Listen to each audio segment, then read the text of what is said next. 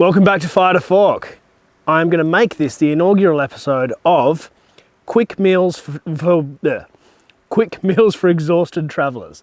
Now, it was originally going to be quick meals for exhausted parents, but I realised that everyone gets bloody exhausted on the road, and let's make some really quick meals. The other reason I wanted to do this is because whenever I talk to people about camp cooking who don't watch my channel, the first thing they say is, oh, I make whatever I possibly can, that's the easiest thing. All my mates do it.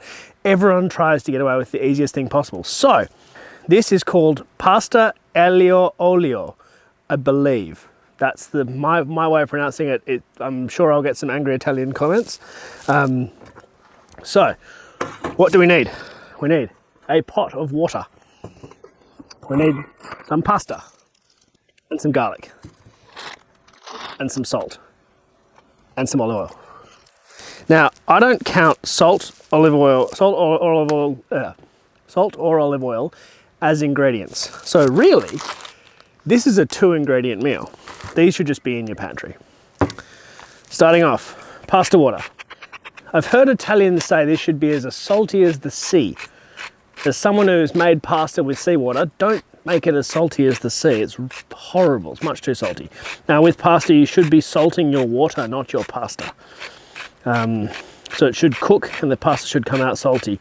I'm going to say roughly 2 tablespoons of water to kind of 2 tablespoons of salt to 2 litres-ish of water.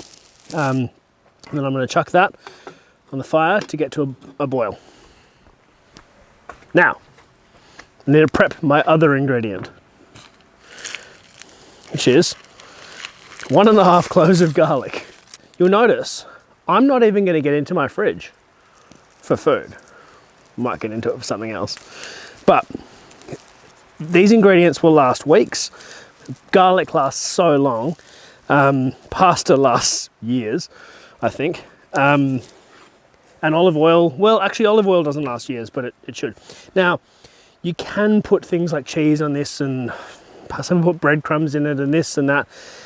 This is traditionally a poor person meal, so it's extremely cheap. And they couldn't afford cheese, they couldn't afford, these extra bits. Maybe some stale breadcrumbs. New knife from Osprey. I'm not very good at using it yet, but I do like it. It's got a really nice weight to it.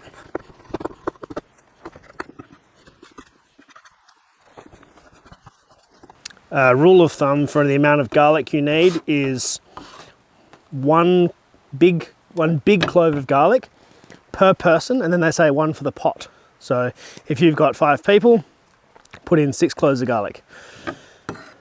And as always, I never really actually mentioned this, all of these recipes are in the video description below. So go and check them out. You don't have to take notes. All right, I'm gonna get a beer and wait for that boil to water. Yeah, that. What should I have? Something slightly different tonight. Colonial Pale, not Colonial IPA. What a revelation. Bloody rating. God, this is a great sort of session beer. If you don't want to get hammered on the 6.5% IPAs. Now, I was going to try and wait for it to stop raining, and it decided not to stop raining, so we're on. Now, this pasta says it takes 13 minutes to cook. So I'm going to cook it for 10. I'm also not going to cook all of it because it's just me out here. So about that much. Now I'm going to say something blasphemous before I do this. It is actually better to cook pasta on a gas burner than it is a fire. I hate saying that, but it is. And the reason I say that is because when you do this pasta overhangs and it gets burnt by the surrounding fire. And that is the only exception to the rule of fire is better that I know of. But then I do what you can do. And I haven't got a gas burner, so Now I'm gonna go get the other stuff. The other stuff is healthy, and I mean, when I say healthy, I mean wildly unhealthy glug of olive oil.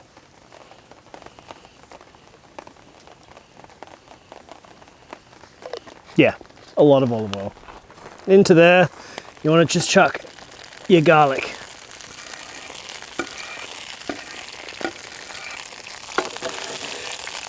It's a bit too hot. You can hear it already crisping. I don't want it to crisp. I don't want it to go brown. I just want it to slowly cook. So I'll put it over here on the edge.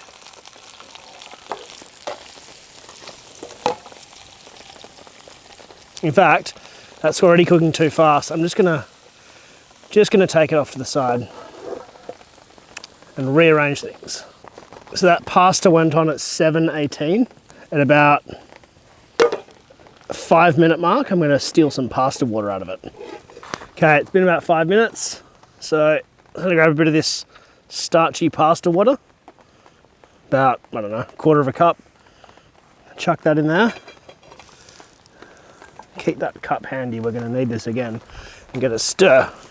This water and oil combination is what makes this pasta creamy. It's sort of the same concept as a lot of other Italian pastas where yeah, you literally just use these two ingredients and mix them together with heat and starch, and it becomes very creamy.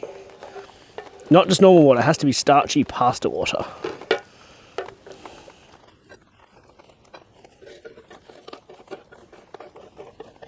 Okay, so this is where the magic happens. Now you notice my garlic is not brown. That's very deliberate. You do not want it brown. You want it cooked, but not brown. So it's been 10 minutes. The pasta is very al dente, which is perfect. Whoops. And slightly in the fire. Keep that gold, the pasta water there. Have a quick taste of this. Oh, it's still a bit raw in the middle. I mean, like raw, so quite hard. But definitely not quite the right al dente. But not bad. Not bad at all. Now we can put this in a bit more heat now. Bit of a stir, and this is how we make it creamy.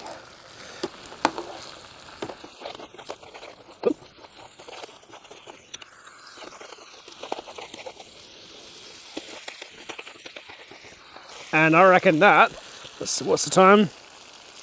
Yep, 7:31, that's done. Yep.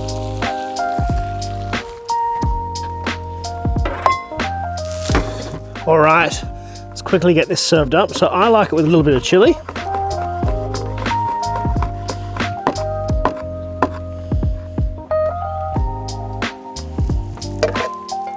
And then make sure you get a little bit of that beautiful oil over the top. With bits of garlic. There will be a bit of oil in the bottom of your thing. And yes, I'm aware that this dish has the nutritional value of, I don't know, Havianas. Now, gratuitous B-roll.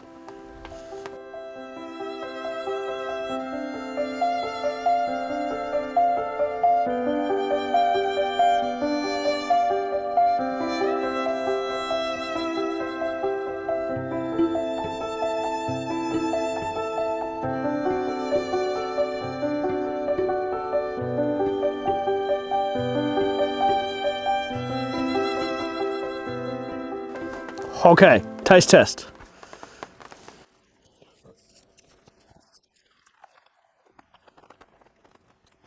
Surprisingly creamy. I don't think it's not, look, it's not Michelin star, but it takes 12 minutes to prepare. I'm gonna add, I don't think I salted that water enough. I know I said salt your pasta, not your, salt your water, not your pasta. I'm gonna add a little bit of salt.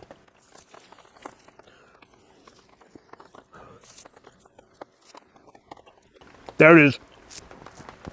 There it is. Oh, that's exactly what it needed. That is really good. It's just amazing that's 3 ingredients. When you add chili. Does it go well with beer?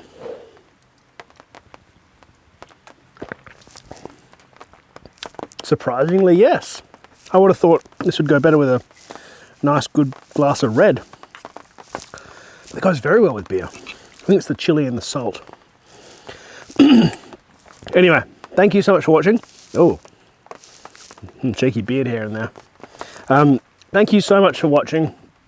I really appreciate the support, and I will see you in the next one.